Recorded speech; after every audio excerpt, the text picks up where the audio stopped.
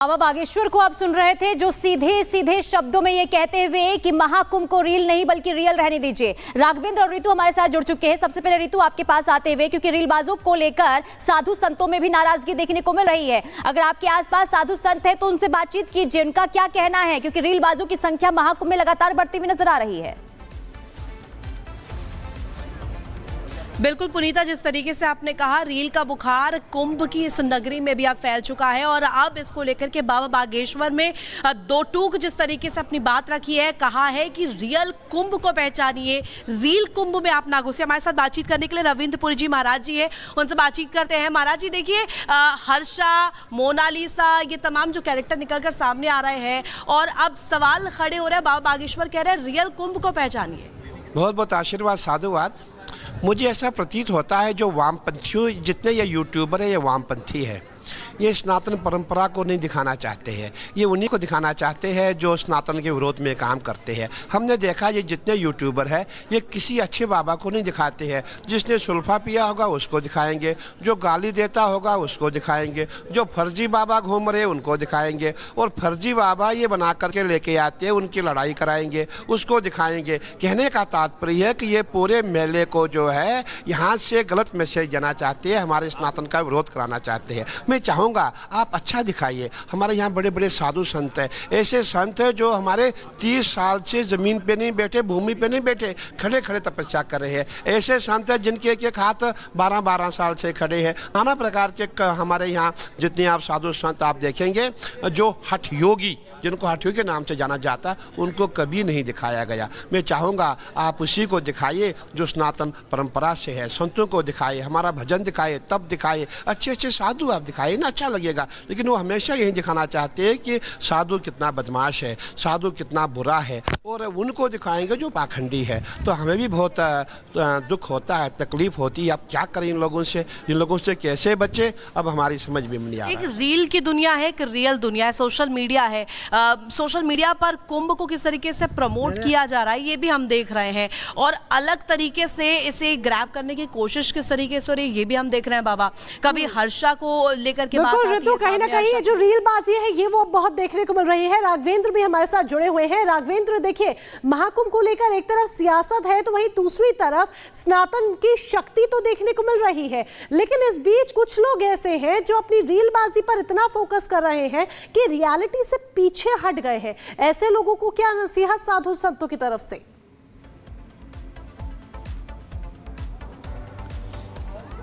देखिए, इस वक्त मैं महाकुंभ में हूँ। वाकई में यह चर्चा का विषय, जिस तरह से IIT बाबा हो गए, मोनालिसा की बात हो रही जो माला बेचने वाली है, और हर्षा जो नई नई भी शिष्या बनी है, चर्चा इनकी हो रही। लेकिन ये जो प्रयागराज कुंभ है, हजारों वर्ष इसका नाता सीधा समुद्र मंथन से है, अमृत से है, गंगा यमुना पावन धरती पे है। प्रयाग नाम पड़ा है, ब्रह्मा जी ने सृष्टि का प्रथम यज्ञ इस पावन भूमि पे किया, जहाँ पे लोग यहाँ पे कल्पवास करने आते हैं। मैनेजमेंट की बात है, यहाँ पर जिस तरह के 40 करोड़ लोग आ रहे हैं, वो कैसे रह रहे हैं, खा रहे हैं, पी रहे हैं, किस तरह से सकुशल जा रहे हैं, तमाम चीज पर रिसर्च विषय है। लेकिन बात कहीं और हो रही है।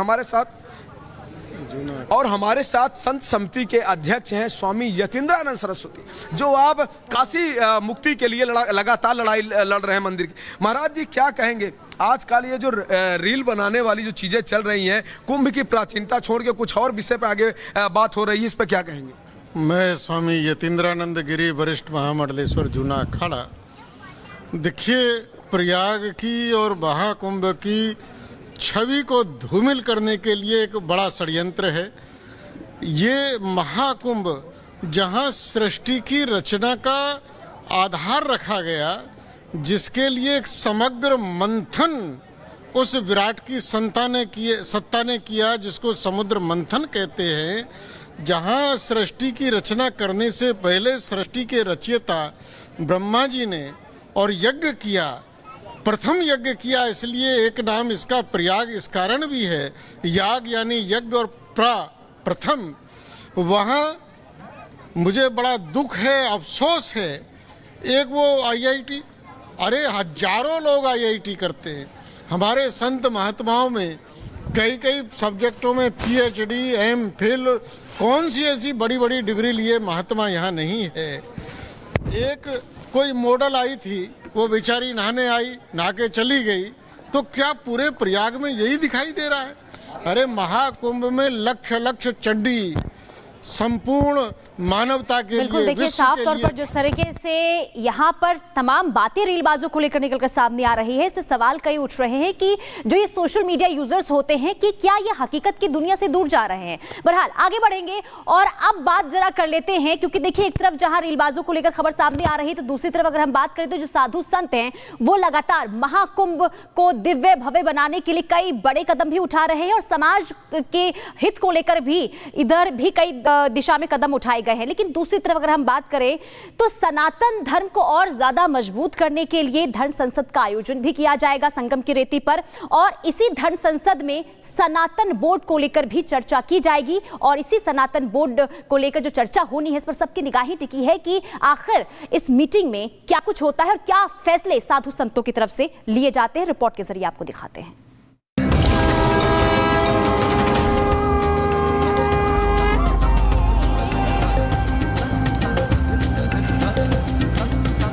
महाकुंभ से हिंदुत्व की हुंकार, संगम नगरी से पूरी को हिंदू राष्ट्र की दरकार।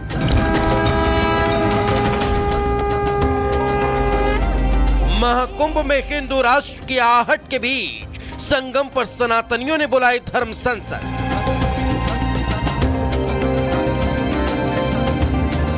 हिंदू राष्ट्र को करने साकार, संत संगम से सनातन बोर्ड को देंगे आकार।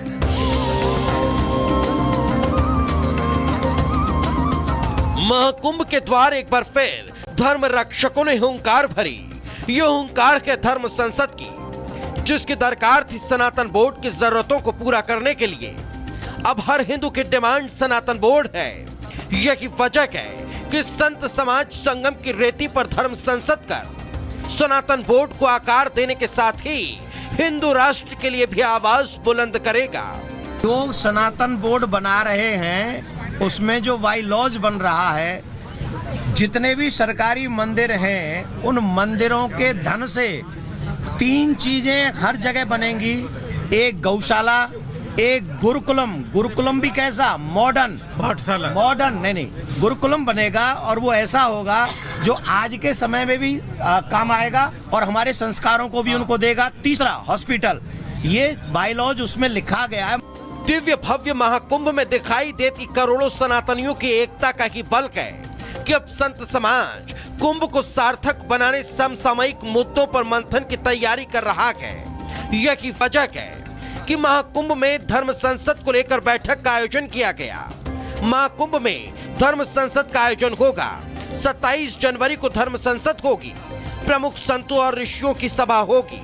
चारों पीठों के शंकराचार्य भी इसमें शामिल होंगे, तो 13 अखाड़ों के प्रमुख भी शिरकत करने वाले हैं। सनातन बोर्ड के गठन का प्रस्ताव यहां पास किया जाएगा। प्रस्ताव को केंद्र सरकार को सौंपेंगे। हमारा एक ही लक्ष्य है कि जो भी छोटे मठ है, छोटे मंदिर है, उनको सुरक्षा दी जाए, उनको बचाया जाए, और हमारा कोई अधिकार उन पे हस्तक्षेप करने का कोई अधिकार नहीं होगा कि उनके मठ हम कब्जा करें। सनातन बोर्ड वक्फ बोर्ड की तरह कब्जा नहीं करेगा।